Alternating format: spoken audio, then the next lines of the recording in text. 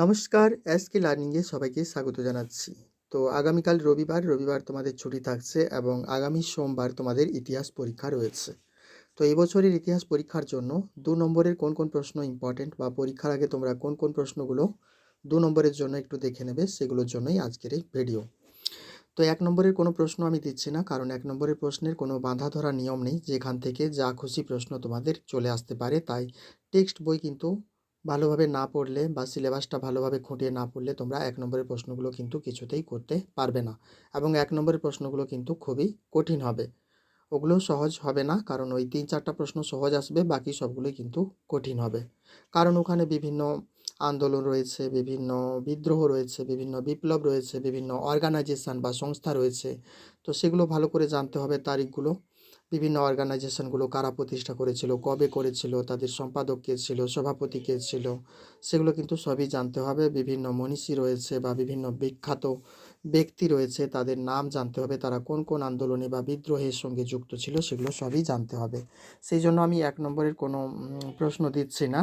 এছাড়াও তো নানা রকমের কমিশন রয়েছে, সেই কমিশনগুলো কবে গঠিত হয়েছিল, কেন গঠিত হয়েছিল, বিভিন্ন রকমের বই আছে, সংবাদপত্র আছে, হ্যাঁ, সেগুলো কার লেখা, কবে প্রকাশিত হয়েছিল, কী ধরনের পত্রিকা, সম্পাদক কে ছিল, প্রথম সম্পাদক কে, শেষ সম্পাদক কে, এগুলো কিন্তু সবই ডিটেলসে জানতে হবে। নাহলে কিন্তু ১ নম্বরের প্রশ্নগুলো কিছুতেই মোকাবিলা তোমরা করতে পারবে না।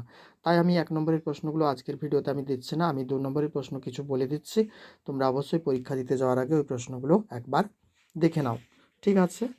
তো ২ নম্বরের গুরুত্বপূর্ণ প্রশ্নগুলোকে নিয়ে আমি একটু আলোচনা করছি। এবছর মাধ্যমিকের ইতিহাস বিষয়ে ২ নম্বরের যেসব প্রশ্নগুলো খুবই ইম্পর্ট্যান্ট, সেগুলো নিয়েই এখন আলোচনা করছি। তাহলে দেখে নেওয়া যাক কোন প্রশ্নগুলো এবছরের জন্য বেশি ইম্পর্ট্যান্ট। আধুনিক ইতিহাস চর্চায় স্থানীয় ইতিহাসের গুরুত্ব কী? ইতিহাসের তথ্য সংগ্রহে ইন্টারনেট ব্যবহারের অসুবিধা কী কী? Very important. উডের ড্যাসপ্যাচ কী? পাবনা বিদ্রোহ কেন হয়েছিল? অরণ্য আইনে কী বলা হয়েছিল? ইলবার্ট বিল কী? রবীন্দ্রনাথ ঠাকুরের গোরা উপন্যাস কীভাবে জাতীয়তাবাদের প্রসারে সাহায্য করেছিল? জাতীয় শিক্ষা পরিষদ ব্যর্থ হওয়ার কারণ উল্লেখ করো। ত্রিপুরী কংগ্রেসের গুরুত্ব আলোচনা করো। পুনা চুক্তি কী? অলিন্দ যুদ্ধ বলতে কী বোঝো? Very important. আসছি পরের প্রশ্নে। সামরিক ইতিহাস চর্চার গুরুত্ব উল্লেখ করো। পরিবেশের ইতিহাস চর্চার প্রয়োজনীয়তা কী? স্বামীজির নব্য বেদান্তবাদের বৈশিষ্ট্য কী? নারী শিক্ষা প্রসারে রাধাকান্ত দেবের ভূমিকা কী ছিল? কোল বিদ্রোহের গুরুত্ব কী ছিল? ফরাজি আন্দোলনের লক্ষ্য কী ছিল? বিদ্যাসাগরকে কেন বিদ্যা বণিক বলে? ঠিক আছে, এটাও কিন্তু ভেরি ইম্পর্ট্যান্ট। ২০ শতকে উপনিবেশ বিরোধী আন্দোলনে বামপন্থী রাজনীতির দুটি বৈশিষ্ট্য লেখো। Very important. পরের প্রশ্ন দেখো, ইতিহাসের উপাদান হিসেবে নাটক ও চলচ্চিত্রের সীমাবদ্ধতা কী কী? ভারতীয় বিশ্ববিদ্যালয় আইনে কী বলা হয়েছিল? দর কমিশন কেন গঠিত হয়েছিল? Very important. কাদম্বিনী গাঙ্গুলি স্মরণীয় কেন? এটাও কিন্তু অনেক ইম্পর্ট্যান্ট। রানী শিরোমণি কী জন্য বিখ্যাত? Very important. ১৯ শতককে কেন সভা সমিতির যুগ বলা হয়? তাম্রলিপ্ত জাতীয় সরকার কি? হুইটলি কমিশন কি? কোমাগাতা মারু ঘটনা কি? লাইন অফ কন্ট্রোল কি? এই প্রত্যেকটা প্রশ্ন কিন্তু ভেরি ইম্পর্ট্যান্ট। ভগিনী সেনা কি? আজাদ কাশ্মীর কি? তেভাগা আন্দোলনের প্রধান দাবি কি ছিল? অ্যান্টি সার্কুলার সোসাইটি কি? ক্যানারাম ও বেচারাম কি? Very important. আসছি পরের প্রশ্নে। মহাভেজ খানা বলতে কি বোঝো? নিম্নবর্গের ইতিহাস বলতে কি বোঝায়? ডক্টর মধুসূদন গুপ্ত স্মরণীয় কেন? সাঁওতাল বিদ্রোহের লক্ষ্য কী ছিল? Very important. বিপ্লব ও বিদ্রোহের মধ্যে পার্থক্য কী? গত বছর এটা ৪ নম্বরে ছিল, এবছর ২ নম্বরে আসার সম্ভাবনা বেশি। গ্রাম বার্তা প্রকাশিকা ব্যতিক্রমী পত্রিকা কেন? এটাও কিন্তু অনেক ইম্পর্ট্যান্ট। ঠিক আছে।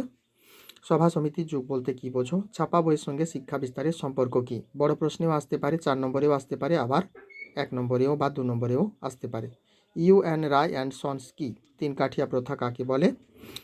ভারতের কমিউনিস্ট পার্টিকে দ্বিজ বলা হয় কেন? ভগিনী সেনা কাকে বলে? লক্ষ্মী স্বামীনাথন স্মরণীয় কেন?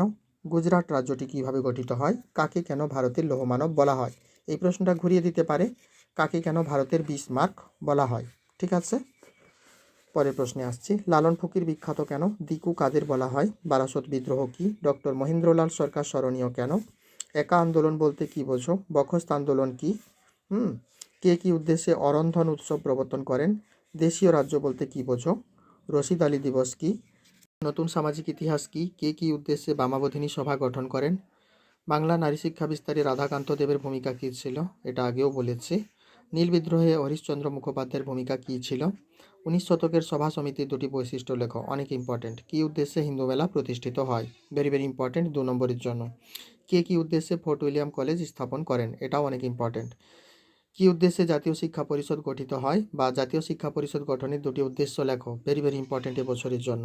ঠিক আছে, কবে কার সভাপতিত্বে নিখিল ভারত ট্রেড ইউনিয়ন কংগ্রেস গঠিত হয়? অনেক ইম্পর্টেন্ট এই প্রশ্নটাও। আচ্ছা, কী উদ্দেশ্যে কংগ্রেস সমাজতন্ত্রী দল গঠিত হয়? অনেক ইম্পর্টেন্ট। মাতঙ্গিনী হাজরা কেন স্মরণীয়? এটা দেখে নিতে পারো তোমরা। রশিদ আলী দিবস কেন পালিত হয়? 1950 খ্রিস্টাব্দে কেন নেহেরু লিয়াকত চুক্তি স্বাক্ষরিত হয়? নেহেরু লিয়াকত চুক্তি এবছরের জন্য ভীষণ ভীষণ ইম্পর্টেন্ট। নেহেরু লিয়াকত চুক্তি কী? এ ধরনের হতে পারে প্রশ্ন। নেহেরু লিয়াকত চুক্তির দুটি শর্ত লেখো, এ ধরনের হতে পারে। অথবা এই প্রশ্নটা হতে পারে 1950 খ্রিস্টাব্দে কেন নেহেরু লিয়াকত চুক্তি স্বাক্ষরিত হয়? কোন সময়কে পুনর্বাসনের যুগ বলা হয়? Very very important.